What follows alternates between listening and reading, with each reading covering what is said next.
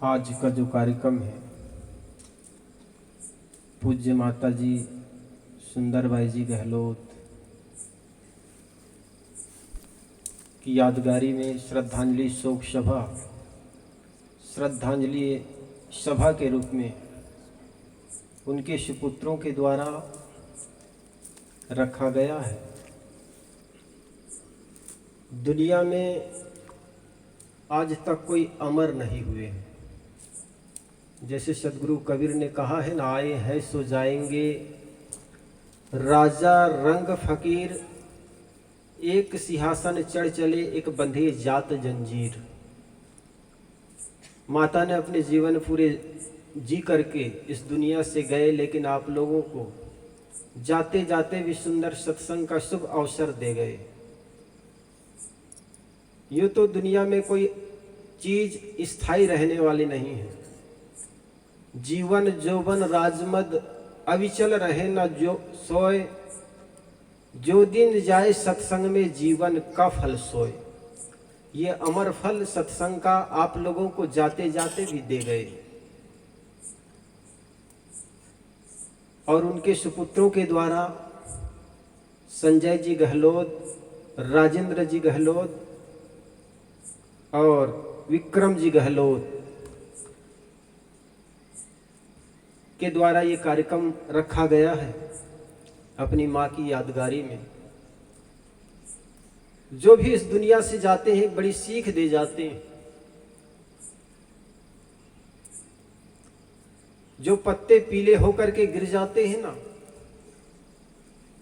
वो पत्ते भी सीख दे जाते हैं कि हम तो आज जा रहे हैं, कल तुम्हारी बारी है।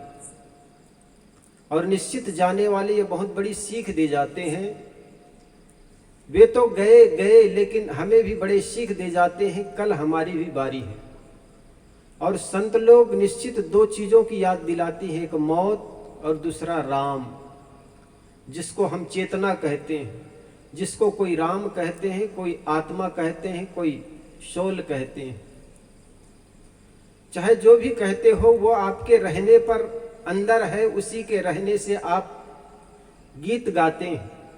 पक्षी उसी के होने पर चहचहाता है, मोर उसी के होने पर नृत्य करता है, शेर उसी के होने पर दहाड़ता है, गाय उसी के होने पर रंभाती है, आवाज करती है। उसको चेतना कहते हैं। तो हम सबके अंदर में है। और यही कारण है कि दुनिया में जो कुछ इंसान खोज करता है, उस खोज किए हुई चीज को बड़ा मान लेता है, लेकिन अपने को छोटा मान लेता है।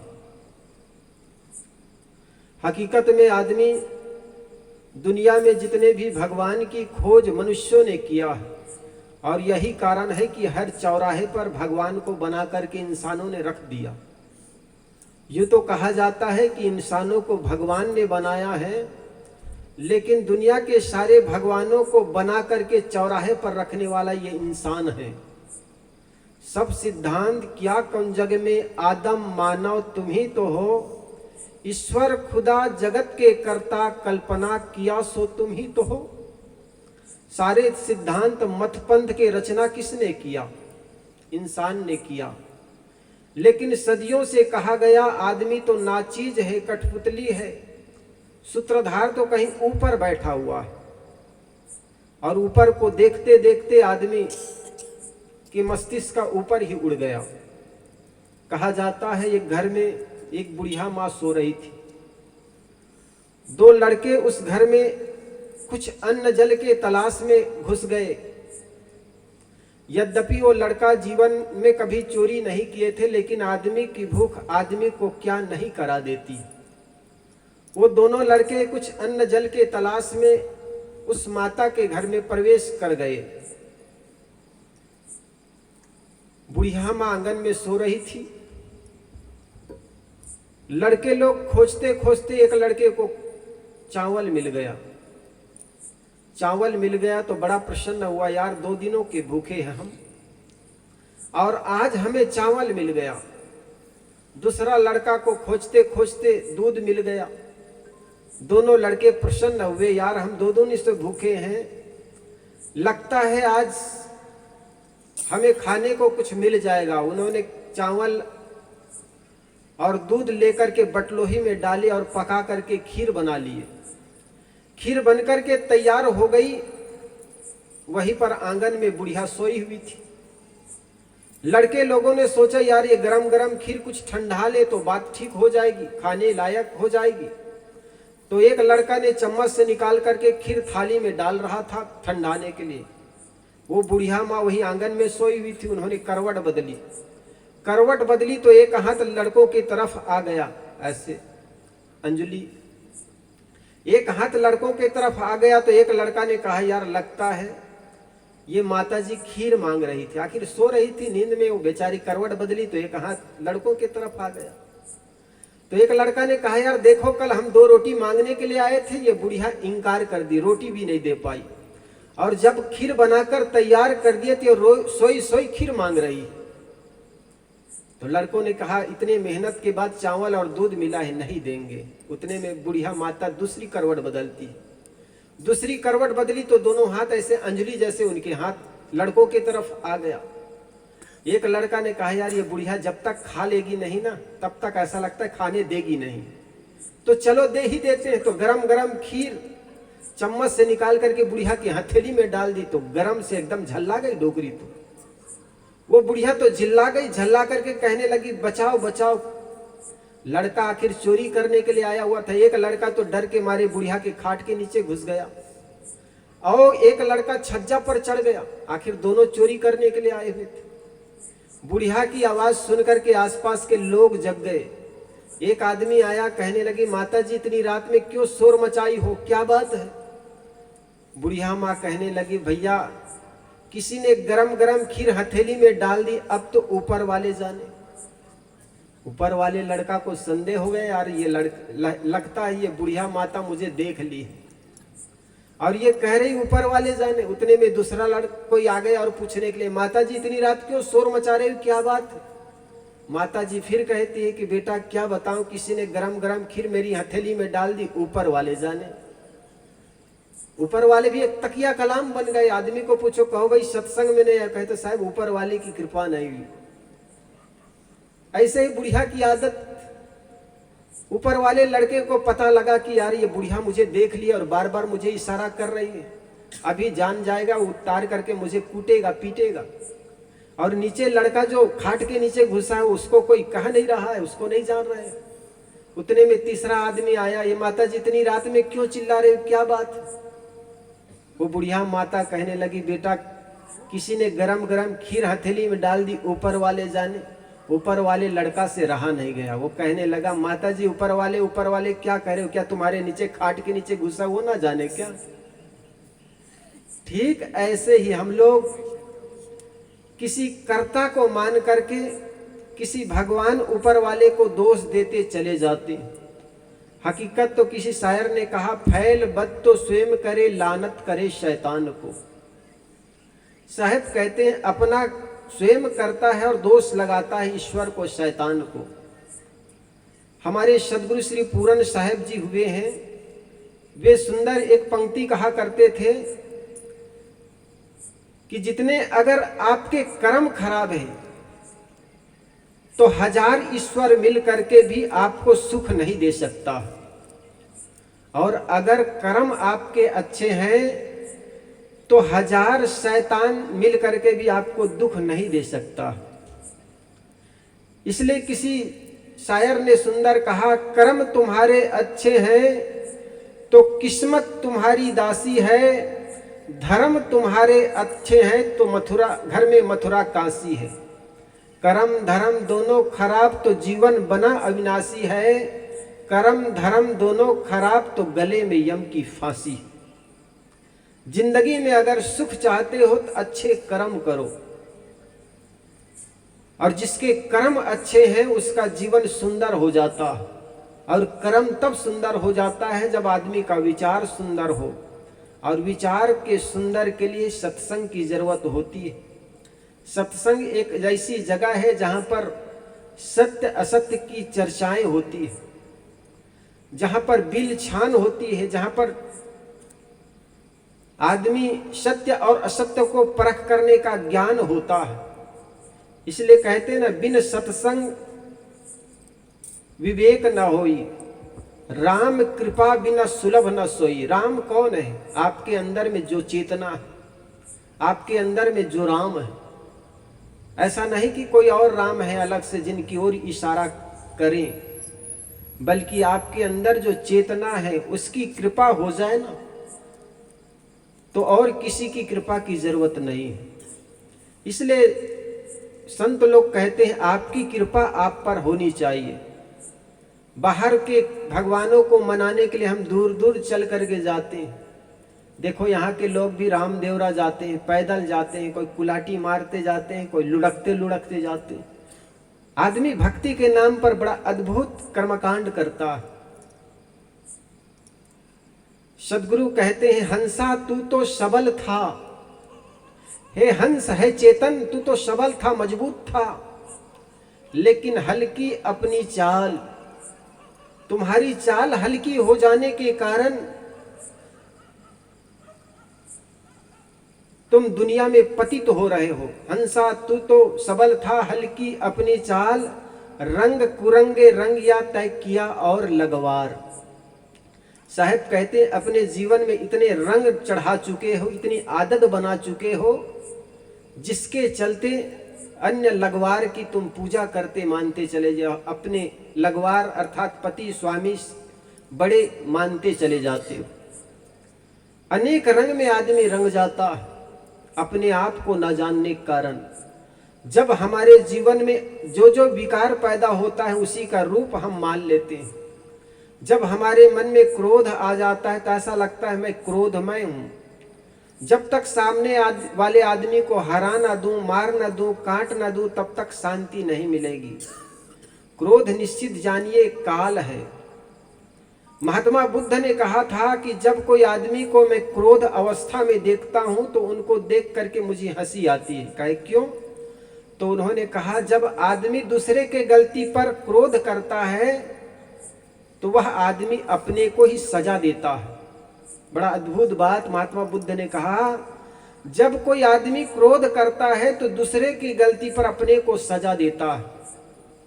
वो कैसे? किसी ने गलती की तो जिस क्षण आप क्रोध होते हैं ना तो आपके शरीर विषाक्त हो जाता। और वैज्ञानिक कहता है जब क्रोध अवस्था में किसी व्यक्ति को काट दो ना तो आदमी मर जाएगा, इतना विषाक्त। और यही कारण है कि आपके शरीर से अनेक प्रकार के रस छूटना शुरू हो जाता। आपके शरीर में अनेक प्रकार के केमिकल है और वो केमिकल आपके मन दशा के अनुसार छूटता है। वैज्ञानिक कहते हैं विष सर्प के जो विष शोधक है, आप कभी असम गए होंगे तो असम में कामाख्या मंदिर है। कामाख्या मंदिर के ठीक 1.5-2 किलोमीटर पर एक विश्व शोध संस्थान केंद्र है। ब्रह्मपुत्र नदी के ऊपर कामाख्या मंदिर है, वहां से 1.5-2 किलोमीटर पर एक विश्व शोध केंद्र है। उस विश्व शोध केंद्र संस्थान के वैज्ञानिक लोग कहते हैं कि हमारी पूरी दुनिया में जितने भी सर्प है उसमें से 3% सर्प ही विष युक्त होते हैं, विषैले होते हैं। बाकी करीब 97% सर्प विषहीन होते हैं। हमने पूछा फिर अधिकतर लोग मर क्यों जाते हैं? तो उन्होंने बताया साहब विष सर्प के काटने से कम लोग मरते हैं, लेकिन सर्प ने काट दिया है ये भय से अधिक लोग मर जाते हैं। जैसे पिछले बार कोरोना आया तो कोरोना से तो बहुत कम लोग मर गए, लेकिन कोरोना के भय से अधिक लोग मर गए, क्योंकि उनके मन में यही छा गया कि आदमी को एकांत में रख दिया जाता है, न तो उसको पानी पूछने वाले उनके बाप बेटे बच्चे होते हैं उनके पास, अपने को एकदम अकेला पाते थे और उस भय से अधिकतर लोग मर जाते थे। तो शोध संस्थान के वैज्ञानिकों ने कहा कि सर्प के काटने से कम लोग मरते हैं, लेकिन सर्प के काटने के भय से, सर्प के भय से अधिक लोग मारे जाते हैं। और इसका प्रयोग कराया गया। एक आदमी को कहा गया, उनको सर्प से कटाया गया कुछ दिन उनको फांसी की सजा होने वाली थी, उनको सजा हो चुकी थी। तो डॉक्टरों ने कहा कि इस पर हम सरकार से उनको मांग किए कि इस पर हमें प्रयोग करना है, और एक प्रयोग किया गया। उस आदमी को कुर्सी पर बैठाया गया, आंखों में पट्टी बांध दी गई और उनको एक चूहा से कटवाया गया। चूहा से कटवाने के बाद उनके पास जिस सर्प के दांत नहीं होते, दांत को तोड़ करके उनके पास चलाया गया और कहा गया, आंख खोलने के बाद कहा गया कि इस सर्प ने आपको काटा है। उसको चूहे से कटवाया गया, लेकिन बताया गया कि आपको सर्प ने काटा है। 2-4 सेकंड बाद उस आदमी के मुख से झाग निकलना शुरू हो गया कि मुझे सर्प ने काटा है, और इस भय से वो आदमी 8-10 सेकंड में मर गया, तड़प तड़प के मर गया। अब बताओ, कोई आदमी चूहे के काटने से मरता है क्या? लेकिन उनके मन में भय बैठा दिया गया कि आपको सर्प ने काटा है, इस भय से वो आदमी मर गया।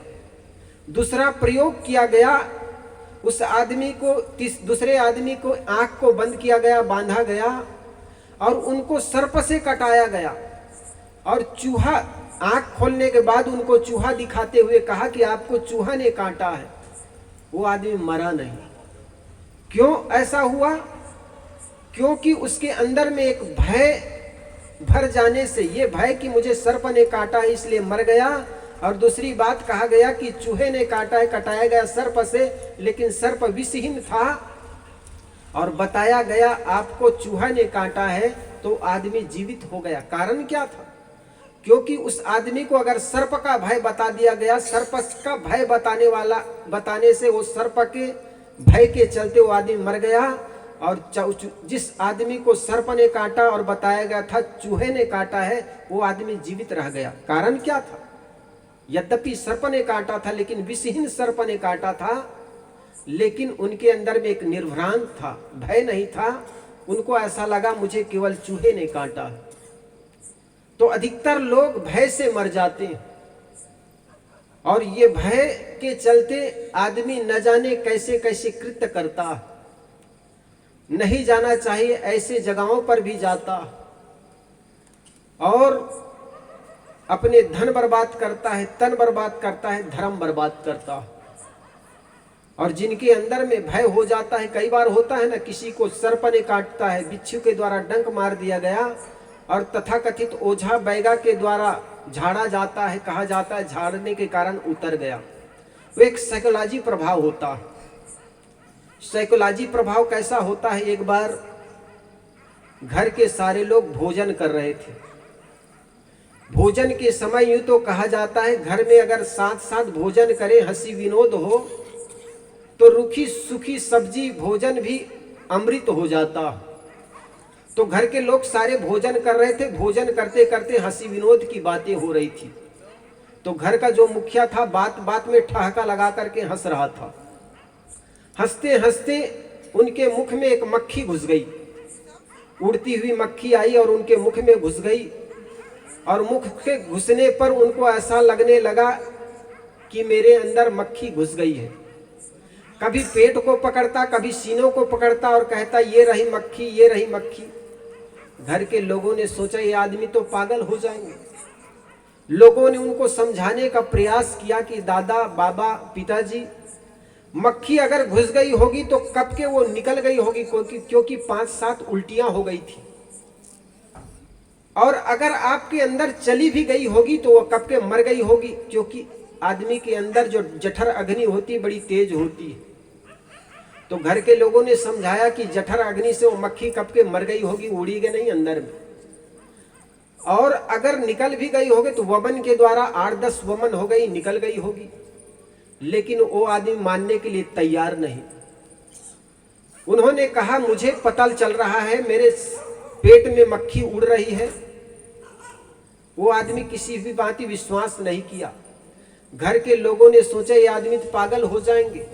तो बड़े से बड़े डॉक्टर थे और बड़ी से बड़ी मशीन थी, सारे मशीन और डॉक्टर बुलाए गए।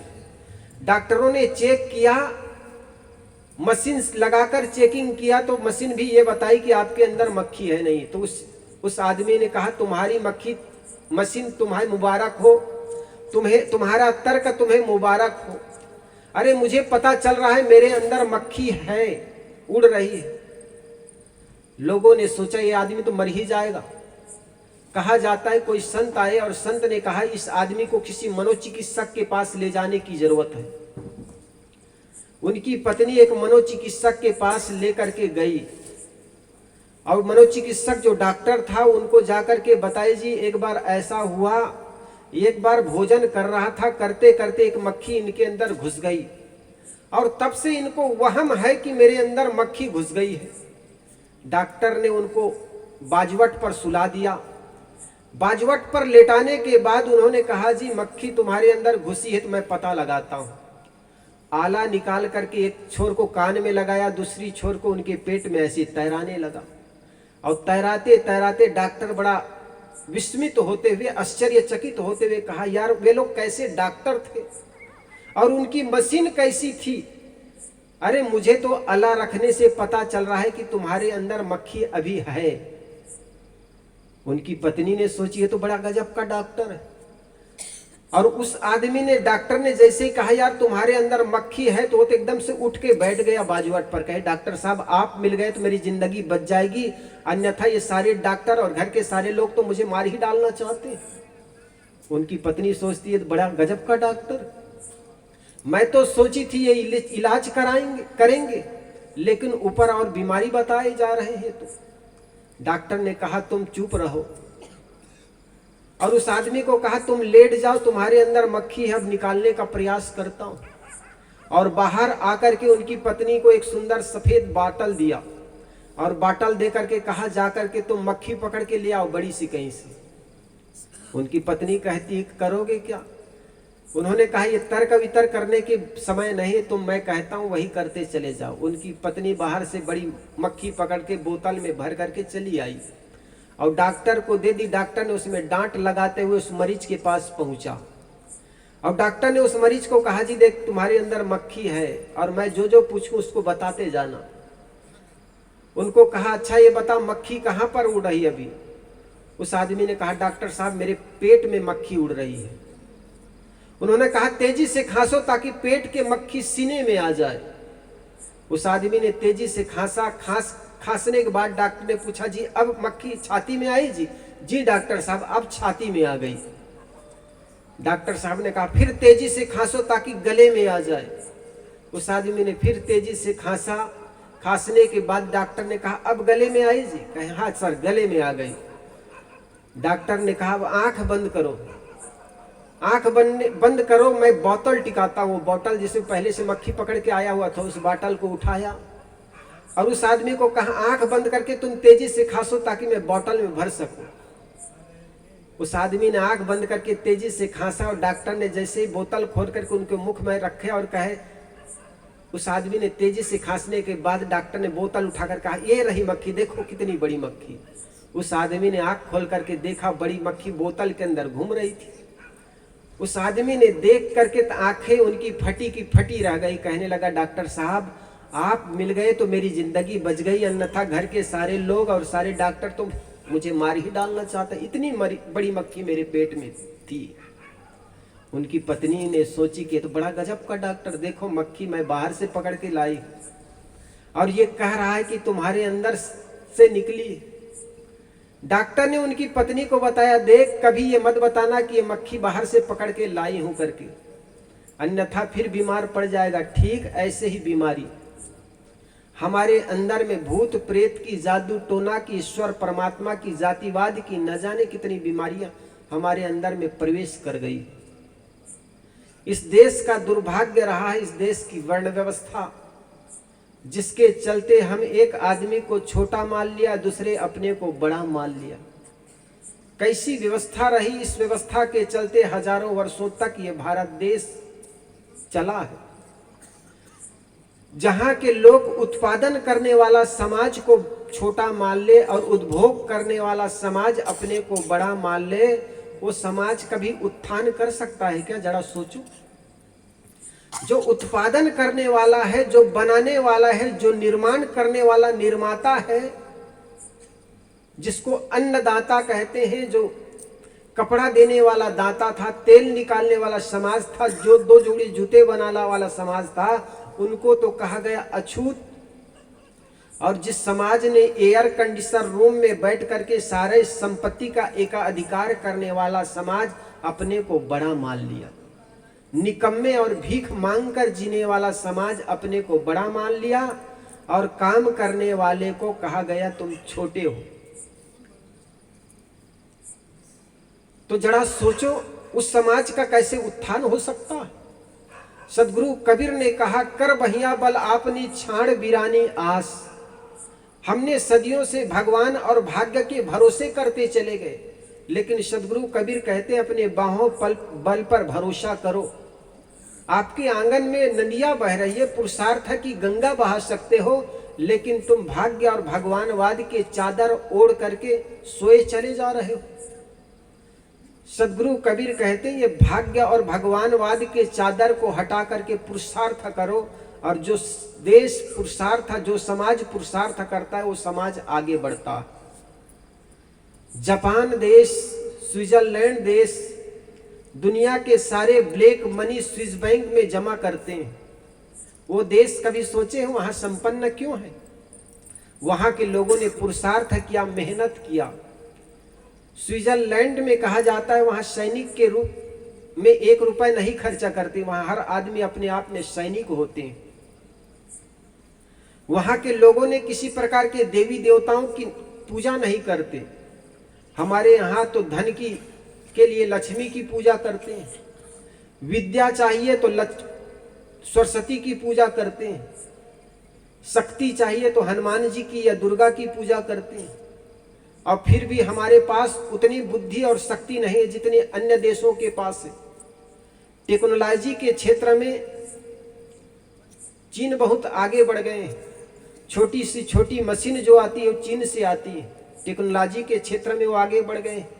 धन के क्षेत्र में स्विट्जरलैंड और जापान बढ़ गया है, और हम सदियों से 33 कोटि देवताओं की पूजा करने वाला हमारा यह देश आज भी गरीबी में जी रहा है, क्योंकि हमने भाग्य और भगवानवाद की चादर ओढ़ करके सो गए। सदगुरु कबीर कहते हैं पुरुषार्थ करोगे, मेहनत करोगे तो निश्चित आगे बढ़ेंगे, और निश्चित जो देश पुरुषार्थ करता है, मेहनत करता है, वो आगे बढ़ता है। हमने सोच लिया कि भगवान ऊपर रहता है, लेकिन सदगुरु कबीर कहते हैं भगवान कहीं ऊपर नहीं, बल्कि तुम्हारे समान ही इंसान है। तुझ में राम, मुझ में राम, सब में राम समाया है। कर सभी से प्यार बंदे, कोई नहीं पराया। जिन लोगों के साथ हम रहते हैं उनसे तो हम नफरत करते हैं, और कहते हैं हम भगवान से प्यार करते हैं। महात्मा ईसा कहते हैं कि जिस क्षण आप मंदिर, घर से अगर मंदिर में पूजा करने के लिए जा रहे हैं, और अगर आपके पड़ोसी भूखा तड़फ रहा है, तो आपसे बड़ा पापी कोई दूसरा नहीं हो सकता। इसलिए आप उसके पहले पड़ोस के व्यक्ति की चिंता कर लेना कि आज उनको पेट भर भोजन मिला है कि नहीं मिला। इस देश में ईश्वर के नाम पर तो बड़ी भक्ति होती, बड़ा कर्मकांड होता। हमने न जाने कैसे कैसे कृत्यों को भक्ति का नाम दे दिए। हम सोचते हैं कि यज्ञ करने से बारिश होती, लेकिन कुछ महीना पहले दुबई में कृत्रिम वर्षा किया था। कृत्रिम वर्षा किया, वहां बाढ़ आ गई थी, और हजारों वर्षों से हम यज्ञ के नाम पर बारिश करने के लिए सोचते हैं, यहाँ पर आज भी अकाल पड़ता चला जा रहा। तो कैसे कैसे कृत्यों को भी हम भक्ति का नाम लेते चले जा रहे हैं। सदगुरु कबीर कहते हैं जिस घर में रहते हैं उस घर में रहे बड़े बुजुर्ग, उस घर में रहे बाल बच्चे, उस घर में रहे पति और पत्नी, एक दूसरे को भगवान और भगवती के रूप में देखे ना। देखे तो किसके साथ आदमी छल छद्म करेगा, किनके साथ झगड़ा करेगा। हम तो सोचते हमारे घर में केवल माँ बाप है, भगवान तो मंदिर में है। लेकिन जिस घर में रहते हो उसी की घर में प्रेम से शुरू करो, और जिस घर में प्रेम होता है वही घर स्वर्ग होता है। मृदुवानी सुंदर वर्ताओ, सभी गुणों की खान है। प्रेम की गंगा बहे जहाँ पर वही घर स्वर्ग समान है। मृदुवानी सुंदर वरता सभी गुणों की खान है। प्रेम की गंगा बहे जहाँ पर वही घर स्वर्ग समान है। जिस घर में रहते हो वहाँ मृदुवाणी, सबके साथ सुंदर वर्ताव हो, मीठी वाणी का प्रयोग करो। गलतियाँ किस घर में नहीं होती है, गलतियाँ किस व्यक्ति के जीवन में नहीं होती है, सबके जीवन में गलती। जो कहे कि हमसे कोई गलती नहीं हुई है तो जानना उसने कभी कोई गलती काम शुरू नहीं किया। माताएं देखो, कोई भी आदमी रोटी बनाता है तो सबसे पहले भारत का नक्शा जैसा रोटी बन जाती, कभी जल जाती। तो गलतियां हो जाती है, इसका मतलब सामने वाले को सुधारने का एक ही तरीका मानता है आदमी, गाली गलौज करना, झगड़ा करना। सुधरने का अवसर दो। ये घर में नई बहू आई हुई थी, रोटी बना रही थी, सास बगल में बैठी हुई थी। रोटी बनाते बनाते एक रोटी जल गई। पहली रोटी जली तो सास तो कुछ बोली नहीं, बेचारी कुनमुना करके अंदर में रह गई, कुछ बोली नहीं। लेकिन दूसरी रोटी भी जल गई। अब जब दूसरी रोटी जली तो सास कहाँ चुप रहने वाली थी, वो बेचारी तो लगाई गीता की पाठ पढ़ना शुरू कर दी, गाली देनी शुरू कर दी। अब बहू रानी तब तक चुप रही जब तक बहू को गाली दे रही थी। लेकिन जो थोड़ी बुद्धिमान होती है ना, वो सोचती है बहू तो अब कुछ नहीं करी, सास उनके माँ बाप को गाली देना शुरू कर दी। और उनके माँ बाप को जब गाली देना शुरू कर दी तो बहू भी कहाँ चुप रहने वाली थी। बेचारी जिस परात में आटा गोदी हुई थी वो परात उठा करके दे मारी। उस परात उठा करके दे मारी तो उस समय कोई कुछ नहीं बोली, एक इधर चली गई, दूसरी उधर चली गई। लेकिन उस घर की बड़ी अच्छी परंपरा रही, सुबह उठकर को प्रणाम करने की, शायद बंदगी जय श्री राम नमो बुद्धाय जैसा उस घर की परंपरा रही। सुबह उठ करके बड़े बुजुर्गों का पैर छूने की परंपरा रही। देखो हमें लगता है नहीं कि पैर छूने से क्या होगा, बड़े बुजुर्गों का पैर छू लेंगे उससे क्या होगा। लेकिन महात्मा भीष्म पितामह ने सुंदर एक शब्द कहा था कि परिणाम का परिणाम आशीर्वाद होता। महाभारत का युद्ध होने जा रहा था, दोनों तरफ से बिगुल बच चुका था। पांडव और कौरव दोनों अब धनुष उठाने वाले थे, लड़ाई के युद्ध होने वाले थे। इतने में धर्मराज युधिष्ठिर ने सोचा जाकर के मैं पितामह को प्रणाम कर लूं। पितामह के सामने जाकर के रथ रोक करके पैदल जाकर के उनके सामने जाकर के कहा पितामह प्रणाम। भीष्म पितामह ने देखा कि मेरे पौत्र धर्मराज युधिष्ठिर मुझे प्रणाम करने आए, आशीर्वाद लेने आए। उन्होंने कहा कि विजय भव पुत्र। विजय भव का जैसे ही आशीर्वाद दिया तो दुर्योधन तो एकदम बखुला गए कि पितामह ये क्या कर रहे हैं, हमारे ही दुश्मन को तुम विजय भव का आशीर्वाद दे रहे हो। पितामह ने कहा रे मूर्ख, तुम क्या जानो प्रणाम का परिणाम क्या होता। अरे मूर्ख, प्रणाम का परिणाम आशीर्वाद होता है। तुम भी अभी धर्मराज के सामने प्रणाम करने जाओगे तो उनका उत्तर में तुम्हें विजय भाव का आशीर्वाद देगा। तो बड़े बुजुर्गों का आशीर्वाद उनके प्रणाम से मिलता है। तो उस घर में बड़े बुजुर्गों का प्रणाम करने का एक रिवाज था। तो बहू रानी जल्दी से उठ गई सुबह सुबह। शाम को तो एक इधर चली गई, दूसरा इधर चली गई, दोनों सो गई। लेकिन सुबह प्रणाम करने की बारी आई तो आंख मलते हुए बहू सास के खाट के पास जाकर के, अभी अभी सास उठी हुई थी, आंख मलते हुए पैर जमीन पर रखी हुई थी। उतने में बहू आकर के कहने लगी सासू माँ पाए लागू। सासू माँ देखती वही कल वाली कलमुही है कि कोई दूसरा आ गई। कल तो ये मुझे परात दे करके मार दी थी मेरे मुख पर, आज कह रही कि सासू माँ पाए लागू। तब तक उनके भी गुस्सा उतर गई थी कितना भी गुस्सा हो ना, किसी सामने वाले आदमी के पास जाकर के उनके पैर छू लो ना, तो आपको आशीर्वाद देंगे। वो सास भी सोचने लगी कि बहू रानी देखो मेरे पैर छूने आई हुई। अनायास ना चाहते हुए भी उनकी दाहिना हाथ उनके सिर पर चला गया और कहने लगी कि बेटी मैं भी कैसी हूं, क्या मेरी सारी संपत्ति बच जाएगी तो क्या मैं सिर में उठाकर ले जाऊंगी क्या? लेकिन बेटी ख्याल रखना, गेहूं बहुत कीमती हो गई है, इसलिए 2 रोटी की जगह केवल 1 रोटी जलाया कर। ऐसा होता है, जहां पर बड़े बुजुर्गों का आदर हो, सम्मान हो, वही घर तो स्वर्ग है। दूसरे के गलती कभी हो जाए तो उनको डांटने फटकारने के बजाय सुधरने का अवसर दो। आगरा के पास एक घर की और घटना सुनाऊं। पहली बार बहू रानी आई, नई नई आई हुई थी, और उस घर की एक परंपरा थी, सबसे पहले नई बहू आए तो उनके हाथ का घर के लोग भोजन करते थे। आज पहली बार भोजन बनाई तो मिर्ची कुछ तेज पड़ गई। मिर्ची जब तेज पड़ गई और सासू माँ को पारस कर दी।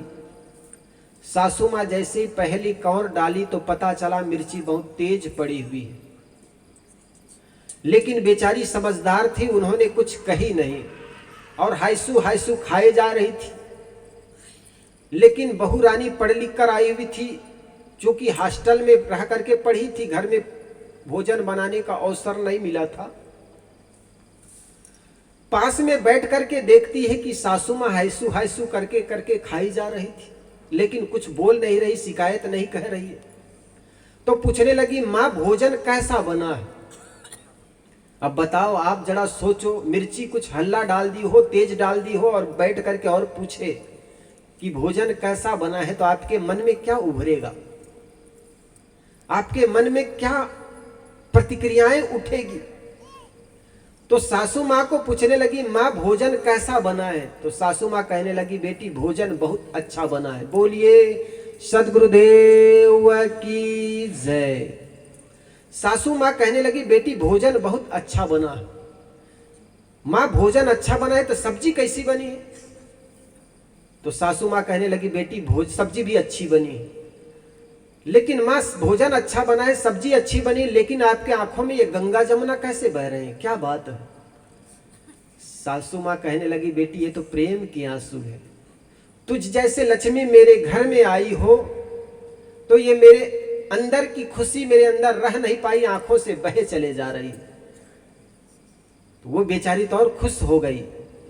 कहा जाता है ना, किसी बहू की प्रशंसा कर दो तो होठों की लालिमा बढ़ जाती है, उनकी खुशियां बढ़ जाती है। तो बेचारी खुश हो गई। खुश होकर के कहने लगी, माँ सब्जी अच्छी है, क्या 1 चम्मच और डाल दूं? तो सासू माँ कहने लगी, बस बस बेटी, ज्यादा प्रेम बर्दाश्त नहीं होगा, बस इतना काफी है। और कहा जाता है, जब सासू माँ खा करके उठी और बहू रानी जब खाई तो पता चला मिर्ची बहुत तेज पड़ी हुई है। उनके मन में इतनी गलानी हुई, इतना पश्चाताप हुआ। पहली बार अपनी मायके जब गई तो सासू माँ के बारे में प्रशंसा करने लगी।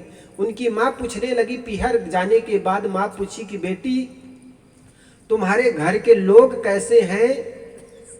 तो बहू कहने लगी, माँ मुझे तुझ जैसी एक माँ और मिली है, मेरी सासू माँ नहीं बल्कि वो भी मेरी माँ है। एक दिन मिर्ची तेज पड़ गई थी, लेकिन एक शब्द नहीं बोली, बल्कि अहोभाव पूर्ण खाती चली गई।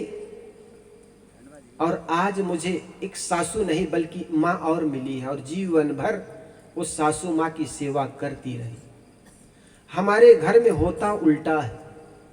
हजारों बार पत्नी के हाथों से, बहू के हाथों से सुंदर सुंदर मिष्ठान खाए, पकवान खाए, आज कहीं मिर्ची तेज पड़ जाए, नमक नहीं पड़ा तो घर में महाभारत मचा देते हैं।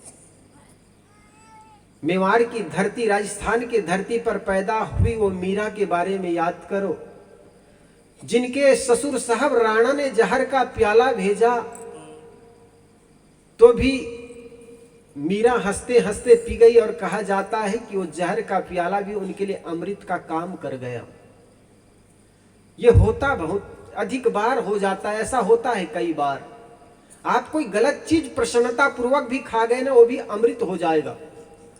और कई बार अच्छे चीज भी खाओ ना, काजू किशमिश, और भय और चिंतित दशा में खाओगे तो वो काजू किशमिश भी अपच का कारण बन जाता है। इसलिए अब देखना, गांव के किसान होता है, सुबह की रोटी को शाम को खाता है और शाम के रोटी को सुबह खेत में जाकर के खाता है, मेहनत करता है, वो रोटी भी उनके लिए अमृत हो जाती है।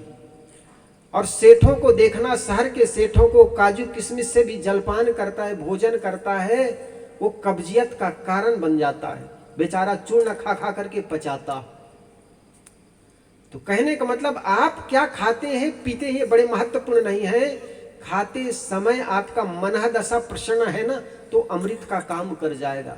इसलिए माता बहनों को कहा जाता है, जब भी घर के लोगों को भोजन पारस करो, अपने पति को भोजन कराओ, तो अपने मन को प्रसन्न रखो, साथ साथ पति के भी मन को प्रसन्न रखने का प्रयास करो। अधिकतर देवियां तो भोजन पारस कर दी और दुनिया दिन भर के वो कुछ अशांतिपूर्ण बातें हैं, द्वंद्वपूर्ण बातें हैं, वो बात वही साथ साथ भोजन के साथ साथ पारस कर देती। और सामने वाला भोजन के साथ जब द्वंद्वपूर्ण बातें सुनेगा तो उनका मन भी खराब हो जाता है, और जब मन खराब हो जाता है तो वो भोजन, अमृत भोजन भी विषैला हो जाता है। इसलिए किसी को भी भोजन पारस करो। इसलिए हमारे संत लोग कहते हैं, जब भोजन बनाओ तो बनाते समय अगर मन में भोजन भजन गुनगुनाओ ना, तो भोजन भी प्रसाद हो जाया करता है। वो भोजन भी प्रसाद हो जाया करते हैं जब मन भजन से भरा हो, मन जब प्रसन्नता से भरा हो। इसलिए सदगुरु कबीर ने कहा, जो कुछ करूं सो पूजा। ये माँ घर में भोजन बनाती है तो सोचे कि हमारे घर में जो पति देव है, सास और ससुर देवता है, उनके भोग लगाने के लिए मैं भोजन बना रही हूं, तो वो भोजन भोजन नहीं बल्कि प्रसाद हो जाया करेगा। और एक पिता किसी फैक्ट्री, किसी खेत या किसी ऑफिस में काम करता है, तो काम करते समय अगर वो सोचे कि मैं अपने घर में रही पत्नी बच्चों के लिए मेहनत कर रहा हूं, तो वो काम भी पूजा हो जाएगी। लेकिन हम तो सोचते हैं, मंदिर में घंटा भर के लिए चले जाते हैं, आधा घंटा 15 मिनट अगरबत्ती घुमा देते हैं और सोचते हैं भगवान की पूजा हो गई। सदगुरु कबीर ने कहा, जहां जहां डोलू सो परिक्रमा, जो कुछ करूं सो पूजा। आंख न मूंदू, कान न रूंदू, काया कष्ट न धारो, खुले नयन हंस हंस पहचानो, सुंदर रूप निहारो, शब्द निरंतर मनवा राता, मलिन वासना त्यागी, उठत बैठत कबहू न छूटी, ऐसी तारी लागी, संतो सहज समाधि भली। सदगुरु कबीर कहते हैं, संतो सहज समाधि ही भली है। कहीं एकांत में बैठ करके आंख बंद कर लेना ही समाधि नहीं है, बल्कि जो कुछ करते हो वो कृत्य में आपका मन पूरा तल्लीन हो जाओ तो समझना वो ध्यान है, वो सहज ध्यान है। सहज ध्यान, जो कुछ करो। भोजन करते समय एक संत से किसी ने पूछा, एक राजा था, राजा ने एक संत को अपने घर में आमंत्रण किया भोजन के लिए। जिस प्रकार राजा ने भोजन किया, संत को वैसा ही भोजन कराया। और संत जब भोजन कर लिए, तब राजा ने प्रश्न छेड़ दिया कि संत भगवान, मेरे मन में एक प्रश्न है। राजा ने जब प्रश्न किया तो संत ने कहा, कहो बेटा, कौन से प्रश्न? तब राजा ने कहा, संत भगवान, आपने भोजन किया, मैं भी भोजन किया, और जो मैं भोजन किया वही भोजन आपने किया, आप में मुझ में अंतर क्या है? संत ने कहा, बेटा, तू भी भोजन किया, मैं भी भोजन किया, भोजन के क्वालिटी और भोजन के चीजों में कोई अंतर नहीं रहा, लेकिन भोजन करते समय मन दशा में जो अंतर मुझ में है, वो अंतर वही अंतर है। भोजन करते समय आपका मन ये राजकाज में घूम रहा था, लेकिन जिस क्षण मैं भोजन करता हूं, पूरा तल्लीनता से भोजन करता हूं। आप भोजन कर रहे थे उस क्षण और राजकाज के बारे में याद कर रहे थे, मंत्री और प्रजा के बारे में याद कर रहे थे, लेकिन जिस क्षण मैं भोजन करता हूं, केवल भोजन करता ही रह जाता हूं। आप भी देखना, अपने मन को झांक करके देखना। जिस समय आप ऑफिस में रहते हैं तो घर की चिंता करते हो, घर में रहते हो तो ऑफिस की चिंता करते हो। इसी प्रकार ये माताएं जब मैके में रहेगी ससुराल की बात सोच लेगी, और ससुराल में रहेगी तो पीहर की बात सोचेगी। ये द्विधापूर्ण बातों के चलते आदमी अंदर से द्वंद्व से भरा रहता है, और द्वंद्व के चलते मन अशांत रहता है। इसलिए साहब कहते हैं सहज समाधि भली, जहां होते हो वहीं के रह जाओ। अगर ऑफिस में काम कर रहे हो तो पूर्णता तल्लीनता से ऑफिस में ही काम करो, वो मन काममय हो जाए जिस काम में आप लीन हो। अगर एक भाई खेतों में हल चला रहा है तो उनका मन पूरा हल और बैल के बीच रह जाए, ऐसा नहीं कि वो घर की चिंता करे। कई बार होता है आदमी घर से निकला ताला लगाकर, आधा रास्ता पार कर गए, तब कहते अरे ताला ठीक से लगा है कि नहीं लगा है, मन में घूम रहा है। वो द्वंद्व भरा जीवन मन अशांत करता चला जाता। इसलिए जो भी काम हो निर्भयता पूर्वक करो, निर्द्वंद पूर्वक करो, और ये निर्द्वंदता ही आदमी के जीवन में शांति दिलाती है। जितने भी हम कर्मकांड करते हैं, कई बार हम घर में अशांत हो जाते हैं तो लगता है घर में अशांति हो गई, गृह शांति के लिए कर्मकांड कराएं। अरे मन में शांति चाहिए तो मन के द्वंद्व को हटाने की जरूरत है। हम कई बार आदमी अशांत रहता है, असफल हो जाता है, तो ज्योतिषियों के पास चले जाते हैं हाथ दिखाने के लिए, महाराज मैं अमुक काम करा रहा हूं। अरे हाथों से को क्या दिखाना, जिन उनके भी कर्म होते हैं, उनके भी भाग्य होते हैं जिनकी हथेली नहीं हुआ करते। हम सोचते हैं किसी को हाथ दिखाएंगे हमारे भाग्य की रेखा बताएंगे। भाग्य की रेखा कोई हथेली में नहीं होती। अगर भाग्य की हथेली में रेखा होता तो कोई पढ़ भी नहीं सकता। एक लड़का बता रहे थे, एक संत था छोटा सा, वो कह रहे थे गुरुजी आपके पास कोई आता है, वो पूछते हैं कि आप हथेली देखते, तो आपसे नहीं बताना, कहना चाहिए कि मुझे आता नहीं है। और हकीकत बात है कि संत कोई किसी का हथेली देखने आता भी नहीं। उसने कहा गुरुजी जब कोई आए हथेली दिखाने के लिए तो अब ये मत कहना कि मुझे नहीं आता, मुझे बता दिया करो, मैं बता दूंगा। कहे करोगे क्या, तुम कब पढ़ लिए हो, कहाँ जाकर विद्या प्राप्त की हो हथेली की रेखा पढ़ने का। कहे गुरुजी उसमें पढ़ने लिखना क्या, तुक्का मार देते हैं। कहे कैसे, कहे गुरुजी जब कोई हथेली दिखाए ना तो बड़े ध्यान से देखना, ऐसे मालूम उस हथेली को तुम पढ़ रहे हो। फिर कहना बच्चा तुम बचपना में गिरे थे, चोट आई थी। अब बचपना में चोट किसको नहीं आती बताओ, कहीं न कहीं तो गिरे थे ना, साइकिल में गिरे थे, सीढ़ी में गिरे थे, यो जमीन में चलते चलते गिरे थे। कहे बेटा जोर लगा, कहीं न कहीं गिरे थे। तब कहता हाँ गुरुजी बचपना में साइकिल से गिर गया था तो घुटना छिल गया था। तब गुरुजी कहते बेटा तुम कमाते तो बहुत हो लेकिन तुम्हारे हाथों में पैसा टिकता नहीं। अब किसी इस अर्थ युग में पैसा किनके हाथों में टिकता है बताओ। फिर तीसरा तुक्का मारना कि बेटा तुम काम तो बहुत करते हो, मेहनत तो बहुत करते हो, लेकिन तुम्हें श्रेय कोई नहीं देना चाहता है। घर के लोग भी तुमको श्रेय नहीं देता, तो घर के वैसे भी लोग अनबन तो बना ही रहता है किसी न किसी बात को लेकर।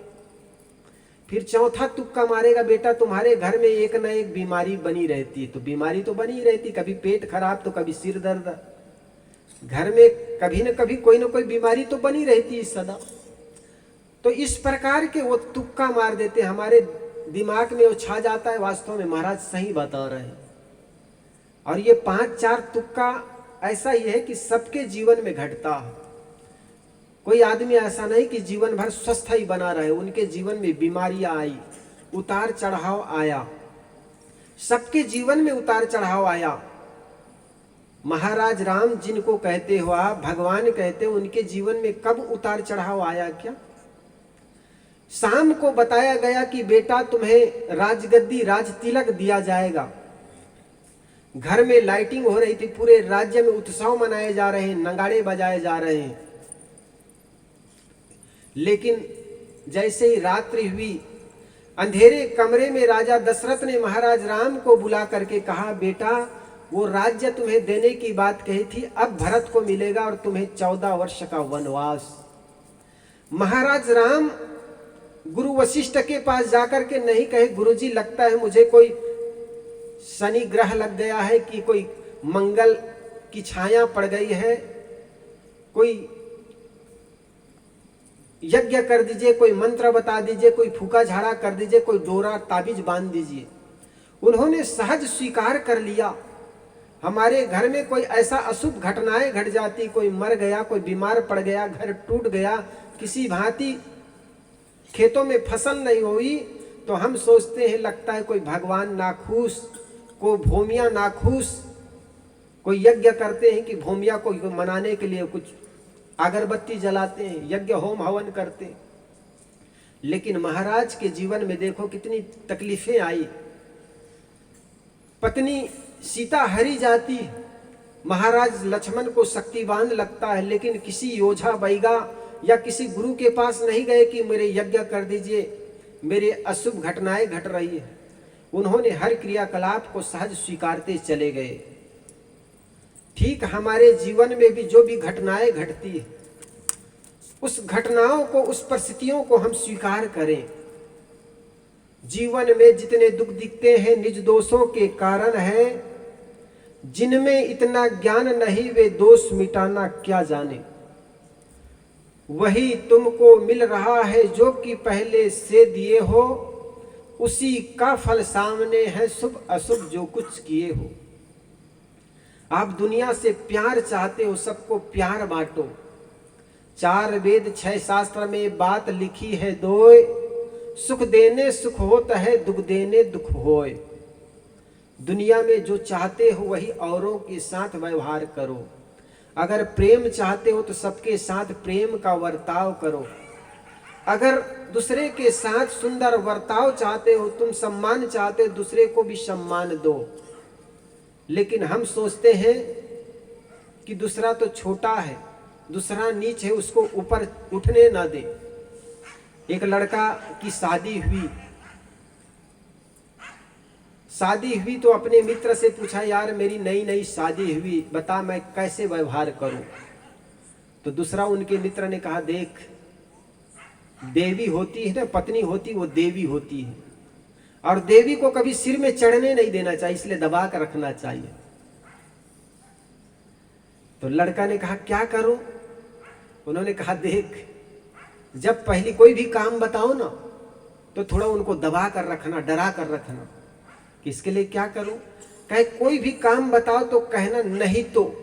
एक सूत्र बता दिया उन्होंने, जब भी कोई काम बताओ तो बताने के बाद कह देना नहीं तो। क्या यार इससे हो जाएगा? बिल्कुल हो जाएगा। तो 2-4 दिन तो मेहमान आए हुए थे, कुछ कहे नहीं। 3-4 दिन बीत गए, सारे मेहमान चला गया, फिर सूत्र लगाना शुरू कर दिया उन्होंने। सुबह सुबह ऑफिस जाना था, जैसे उठा, उठने के बाद कहे गरम गरम पानी कर दो, नहीं तो।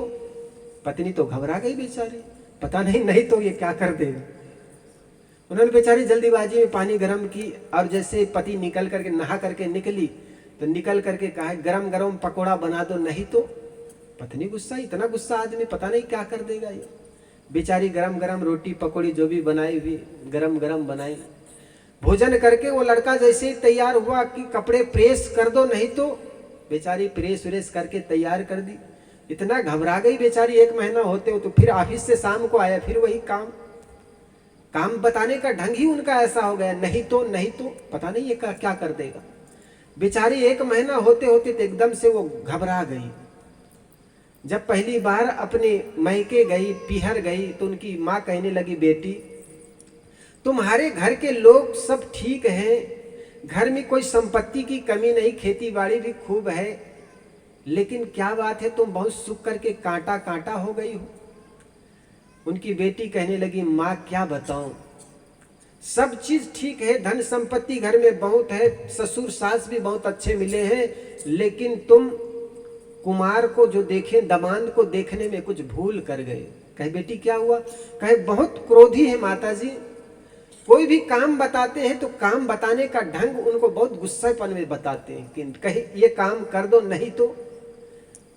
उनकी माँ भी 40 वर्ष अपने पति के साथ गुजारे हुए थे, वो भी अनुभवी थी बेचारी। वो कहने लगी, बेटी ऐसी बात है तो ऐसा करना, तुमको जब कोई बताए, काम बताए ना, ये काम कर दो, नहीं तो आप भी कहना नहीं तो। क्या करोगे बताओ? उनकी बेटी कहने लगी, माँ पति को ऐसे कैसे कहूं, पति आखिर परमेश्वर होता। तो उनकी माँ कहने लगी, बेटी परमेश्वर होता है तब होता है, एक बार प्रयोग करके तो देखना। तो बेचारी आई अपने मायके, और उनके पति ऑफिस गया हुआ था। शाम को जैसे लौट करके आया, उनको ऐसा लगा कि देवी आ चुकी है। चप्पल पड़ा हुआ था, और चप्पल पड़ा हुआ था तो दम से अपना जूता इधर उठाए, एक इधर फेंका, एक उधर फेंका, और फेंकते फेंकते कहा, गरम गरम पानी पिलाओ, नहीं तो। पत्नी पीहर से आई हुई थी, माता जी ने उनके सूत्र बता दी थी कि ये बात प्रयोग करना, तो आज प्रयोग करने का काम भी आ गया, समय पड़ गया। जैसे ही उन्होंने कहा गरम गरम पानी पिला दो, नहीं तो पत्नी दरवाजा खोल करके निकली कि नहीं तो क्या करोगे बताओ। कहे ठंडा पानी ही पी लूंगी। उनकी पत्नी सोचती, खोदा पहाड़ निकला चूहा। लड़का ने देखा, यार इसके आगे तो मुझे कुछ बताया ही नहीं था, पानी गर्म कर दो, नहीं तो इतना ही बताया था, लड़का कुछ और बताया ही नहीं था। तो उन्होंने कहा गर्म पानी नहीं करोगी तो ठंडा पानी पी लूंगा, और क्या करूंगा। फिर लड़का ने सोचा दूसरा प्रयोग करूं, गरम गरम रोटी बना दो, नहीं तो। पत्नी ने कहा गरम रोटी नहीं बनाओ तो सूखी रोटी, ठंडी रोटी खा लूंगा, और क्या करूंगा। तो ठीक ऐसे ही देवियों को कुछ लोग पैर की जूतियां समझते हैं। देवियां कोई पैर की जूती नहीं है, एक अर्धांगिनी है, एक देवी है। आज देखो, धर्म ने भले नारियों को आगे बढ़ने के अधिकार न दिया हो, लेकिन डॉक्टर अंबेडकर ने देवियों को आगे बढ़ने का अधिकार दिया। इस देश का राष्ट्रपति और प्रधानमंत्री बन गई है आज। इसलिए आप किसी भी क्षेत्र में कम नहीं हैं, आप अपना कल्याण कर सकते हैं। मन विकारों पर होता है, मन विकारों में, विकार मन में होता है, और विकार सब धोने का अधिकारी सब है। इसलिए भले गोस्वामी तुलसीदास जी ने भले कह दिया हो, ढोर गंवार शूद्र पशु नारी ये सब ताड़न के अधिकारी। कहा जाता है एक पंडितानी थी, उनके पति पंडित रोज कथा करने जाया करते थे। पंडिताइन कुछ गलती कर देती तो पंडित वही चौपाई ला करके धर देती, ढोल गंवार शूद्र पशु नारी ये सब ताड़न के अधिकारी। तो पंडिताइन बड़ी नाखुश रहती, उदास रहती। एक दिन उनकी पड़ोसिन कहने लगी, बहन तुम उदास क्यों बैठी रहती हो, क्या बात है। पंडिताइन कहने लगी, बहन क्या बताऊं, जब भी छोटी मोटी कोई गलती होती है तो मेरे पति पंडित यही कह देते हैं कि ढोल गंवार शूद्र पशु नारी ये सब ताड़न के अधिकारी। तो पड़ोसिन कहने लगी, देख बहन, अब वो चौपाई बहुत पुरानी हो गई, इसलिए तुम्हें एक चौपाई सुना देती हूँ। कहे बहन कौन सी। कहे ढोल गंवार पुरुष और घोड़ा जितना ठोको उतना थोड़ा। तो कहने का मतलब ये नारी भी किसी क्षेत्र में कम नहीं है। आज डॉक्टर अंबेडकर ने संविधान का निर्माण करके हर क्षेत्र में हर व्यक्ति स्त्री और पुरुष को समान बना दिया है। इसलिए माता बहनें न सोचे कि हम केवल घूंघट की आड़ में रह करके चूल्हा चौके तक ही सीमित रह जाएं। अंबेडकर साहब ने कहा था कि भले एक रोटी कम खाना, लेकिन अपने बच्चों को शिक्षा के क्षेत्र में आगे बढ़ाना। तो निश्चित नारियों में शिक्षा के क्षेत्र में जागृति आई है, हर क्षेत्र में विकास की है, हर क्षेत्र में आगे बढ़ा है। और निश्चित जानिए ऐसा ही रहा तो घर परिवार में शिक्षा के क्षेत्र में आगे बढ़ने पर घर परिवार में भी सुख शांति आएगी। इसलिए सदगुरु कबीर के इस संप्रदाय में, इस परंपरा में कोई आदमी छोटा नहीं, कोई आदमी बड़ा नहीं, बल्कि तहिया हम तुम ये कै लोहू एक प्राण व्यापय मोहू। सदगुरु कबीर कहते तुम हम तुम एक ही प्रकार के लोहू हमारे शरीर में संचार हो रहे हैं, एक ही प्रकार के प्राण हमारे शरीर में रहते हैं। इसलिए कोई छोटा बड़ा नहीं, इसलिए कोई ये मत माने कि हम छोटे हैं फलाना बड़े हैं। माँ के गर्भ से हर व्यक्ति समान पैदा होते हैं। भले पहले कहा गया कि वेद मुखमासित ब्राह्मणों मुखमासित ब्रह्मा के मुख से ब्राह्मण पैदा हुए, लेकिन कभी ऐसा पैदा नहीं हुए हैं। सभी एक ही मार्ग से पैदा होते हैं। इसलिए सदगुरु कबीर का जो सिद्धांत है मानवतावादी सिद्धांत, जिन्होंने मानव को समान बनाया, और सदगुरु कबीर के एक साखी के माध्यम से मैंने शुरू किया था, हंसा तू तो सबल था, हे हंस हे मनुष्य तू तो सबल था, शक्तिशाली था, लेकिन तुम अपने गुण कर्मों के कारण, गलत कर्मों के कारण, नीच और हरकत कर्मों के कारण तुम नीचे गिर गया।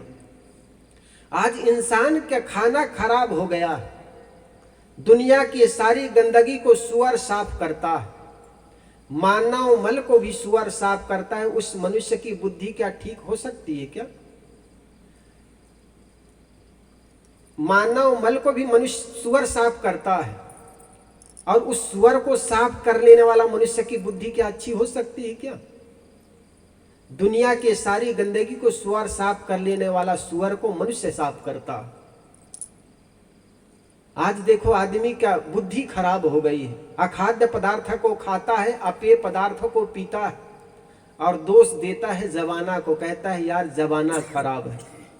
अरे जमाना खराब है इसलिए हम खराब है ऐसी कोई बात नहीं, बल्कि हम खराब है, खाना खराब है इसलिए जमाना खराब लगता है। इसलिए खाना खराब होगा तो जमाना खराब होगा, और पीना खराब तो जीना खराब। इसलिए अपने जीवन को सुधारें। आज समाज शराब की ओर आगे बढ़ता चला जा रहा है, गंदी आदत नशा की ओर बढ़ता चला जा रहा है, और नशा नाश का जड़ है। इसलिए ऐसी चीजों की कभी आदत न लगाए। जब भी कोई आदमी अपने अंदर झांक करके देखे कभी भी व्यसन किया है, तो कोई ना कोई ऐसा दानी उनको फ्री में दे देता है कि यार आज तो फ्री में पी कर देख।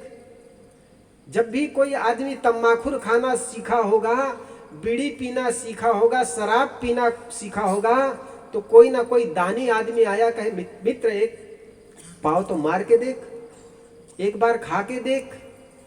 और वो खाने की आदत धीरे धीरे बनती चली जाती, और आदमी की जब बुरी आदत हो जाती फिर स्वयं खर्चा करते करते तन धन सब बर्बाद करता चला जाता।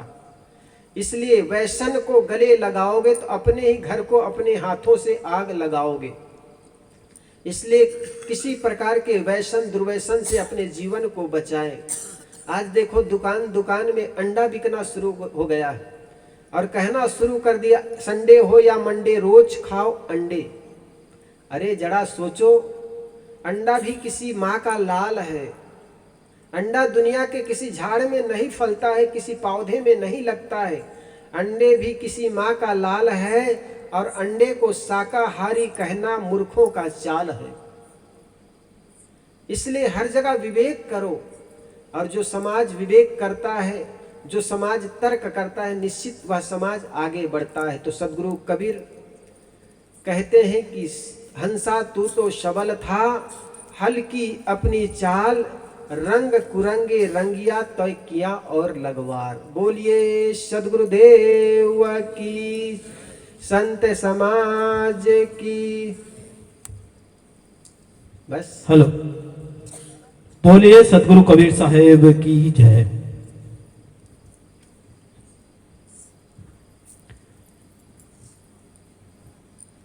अभी कोई जाए नहीं। श्रद्धेय संत श्री ईश्वर साहेब जी और असीम साहेब जी की भेंट पूजा आरती होगी।